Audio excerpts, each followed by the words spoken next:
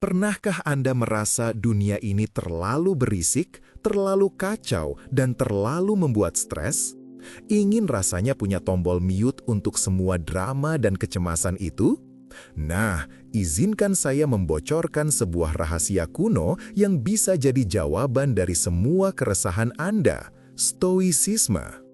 Stoicisme bukan sekadar filosofi kuno yang berdebu, tapi sebuah panduan hidup yang relevan dan powerful di abad ke-21 ini. Bayangkan, Anda bisa menghadapi tantangan hidup dengan kepala dingin, hati yang tenang, dan pikiran yang fokus. Kedengarannya terlalu bagus untuk menjadi kenyataan? Percayalah, dengan stoicisme, semua itu mungkin. Saya akan mengajak Anda menyelami lebih dalam apa itu stoicisme, bagaimana prinsip-prinsipnya bisa mengubah hidup Anda, dan bagaimana cara mempraktekannya sehari-hari. Mari kita mulai perjalanan menuju ketenangan batin. Inti dari stoicisme adalah membedakan antara apa yang bisa kita kendalikan dan apa yang tidak. Kita seringkali terjebak dalam meratapi hal-hal yang di luar kuasa kita, seperti cuaca, tindakan orang lain, atau masa lalu. Stoicisme mengajarkan kita untuk fokus pada satu-satunya hal yang benar-benar bisa kita kendalikan, pikiran dan tindakan kita sendiri. Ketika kita mampu memfokuskan energi pada hal-hal yang berada dalam kendali kita akan merasa lebih berdaya, lebih tenang, dan lebih mampu menghadapi tantangan apapun yang menghadang. Ini bukan berarti kita menjadi apatis atau tidak peduli dengan dunia sekitar, tetapi lebih kepada menerima kenyataan apa adanya dan bertindak dengan bijak dan bertanggung jawab. Salah satu konsep kunci dalam stoicisme adalah kebajikan, virtue. Bagi para Stoa, kebajikan adalah satu-satunya kebaikan sejati. Kebajikan meliputi kebijaksanaan, keberanian, keadilan, dan pengendalian diri. Dengan mengembangkan kebajikan-kebajikan ini, kita akan menjadi pribadi yang lebih baik, lebih bahagia, dan lebih bermakna. Kebijaksanaan memungkinkan kita untuk melihat dunia dengan jernih dan membuat keputusan yang tepat. Keberanian memberi kita kekuatan untuk menghadapi tantangan dan kesulitan. Keadilan mendorong kita untuk memperlakukan orang lain dengan hormat dan adil. Dan pengendalian diri membantu kita untuk mengendalikan emosi dan nafsu kita. Emosi seringkali menjadi sumber masalah utama dalam hidup kita. Kemarahan, ketakutan, kecemasan, dan kesedihan bisa membutakan kita dan membuat kita bertindak secara irasional. Stoicisme tidak mengajarkan kita untuk menekan emosi, tetapi untuk memahami dan mengendalikannya. Kita harus menyadari bahwa emosi adalah reaksi terhadap penilaian kita terhadap suatu peristiwa.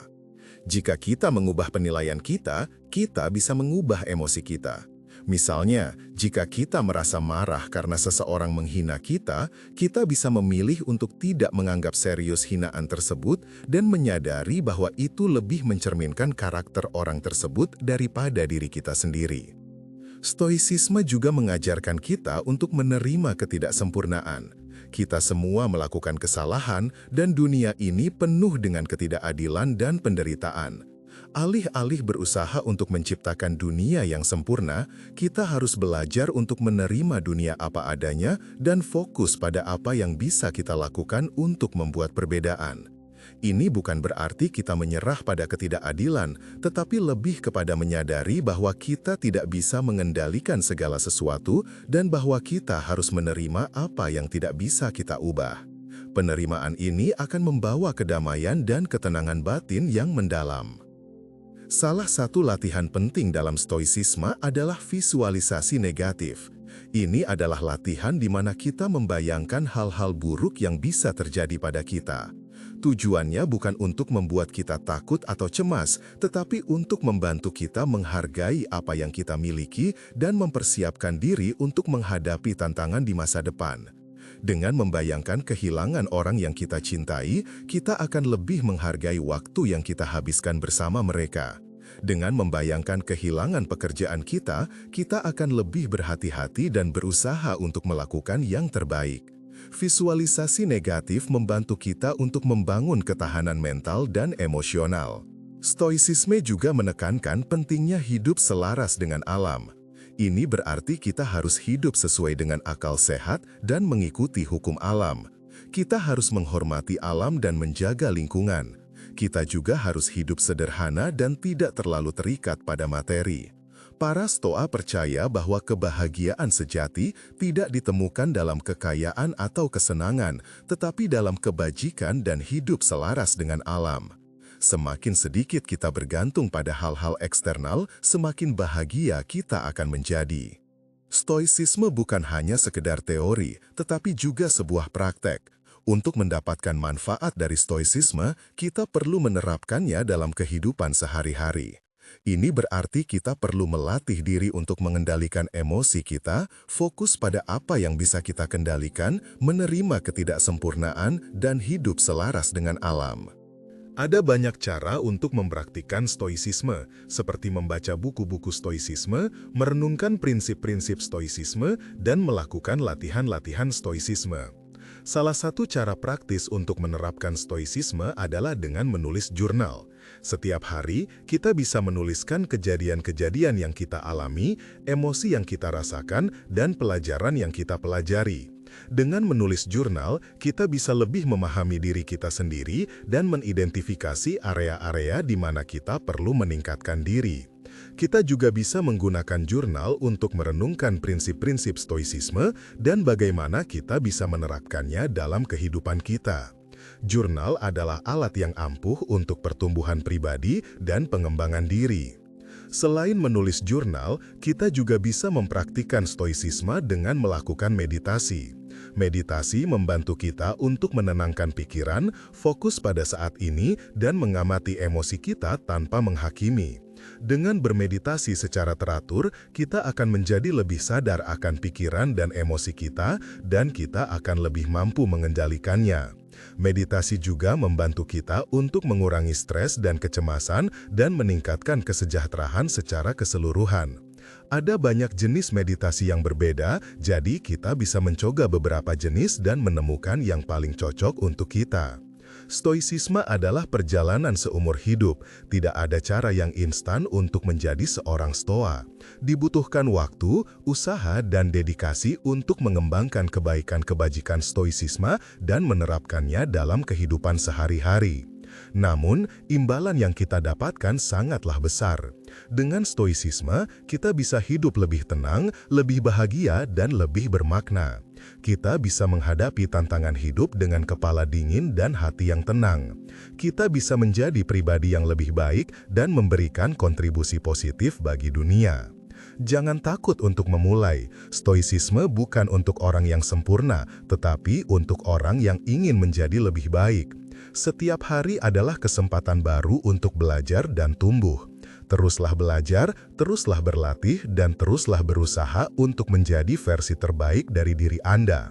Ingatlah, perjalanan 1000 mil dimulai dengan satu langkah. Jadilah kuat, jadilah bijaksana, dan jadilah stoa. Banyak tokoh terkenal dalam sejarah yang terinspirasi oleh stoicisme, seperti Marcus Aurelius, Seneca, dan Epictetus. Marcus Aurelius adalah seorang kaisar Romawi yang juga seorang filsuf stoa. Katatannya, Meditations adalah salah satu karya klasik stoicisme yang paling terkenal. Seneca adalah seorang negarawan, dramawan, dan filsuf stoa Romawi. Epictetus adalah seorang budak yang menjadi seorang guru stoicisme yang terkenal. Kehidupan dan ajaran mereka memberikan inspirasi bagi jutaan orang selama berabad-abad. Stoicisme bukan hanya untuk orang dewasa. Prinsip-prinsip stoicisme juga bisa diterapkan pada anak-anak. Dengan mengajarkan anak-anak tentang stoicisme, kita bisa membantu mereka untuk mengembangkan ketahanan mental dan emosional, mengatasi stres dan kecemasan, dan membuat keputusan yang bijaksana. Stoicisme bisa menjadi fondasi yang kuat bagi kehidupan yang bahagia dan sukses. Stoicisme bukan agama, tetapi sebuah filosofi hidup. Stoicisme tidak mengajarkan kita tentang Tuhan atau kehidupan setelah kematian. Stoicisme fokus pada bagaimana kita bisa hidup dengan baik di dunia ini, di sini, dan sekarang. Stoicisme kompatibel dengan agama apapun. Orang-orang dari berbagai agama bisa mempraktikkan stoicisme. Stoicisme terus berkembang dan beradaptasi dengan zaman. Saat ini, ada banyak komunitas stoicisme online dan offline di seluruh dunia. Orang-orang dari berbagai latar belakang berkumpul untuk belajar tentang stoicisme, berbagi pengalaman, dan saling mendukung. Stoicisme relevan dan berguna bagi siapa saja yang ingin hidup lebih tenang, lebih bahagia, dan lebih bermakna. Stoicisme bukan solusi instan untuk semua masalah kita. Namun, stoicisme bisa memberikan kita alat dan kerangka kerja untuk menghadapi tantangan hidup dengan lebih efektif. Dengan stoicisme, kita bisa mengembangkan ketahanan mental dan emosional, mengatasi stres dan kecemasan, dan membuat keputusan yang bijaksana. Stoicisme bisa membantu kita untuk hidup lebih selaras dengan nilai-nilai kita dan mencapai potensi penuh kita. Jadi, tunggu apa lagi? Mulailah perjalanan Anda menuju kehidupan yang lebih stoik hari ini. Baca buku-buku stoicisme, renungkan prinsip-prinsip stoicisme, dan lakukan latihan-latihan stoicisme.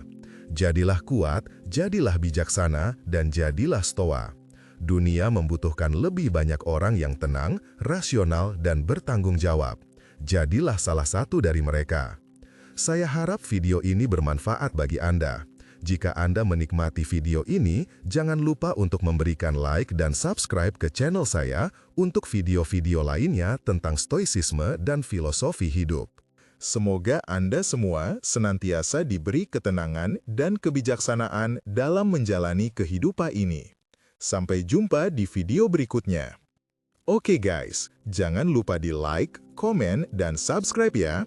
Share juga ke teman-teman kalian yang mungkin butuh pencerahan. Sampai jumpa di video selanjutnya.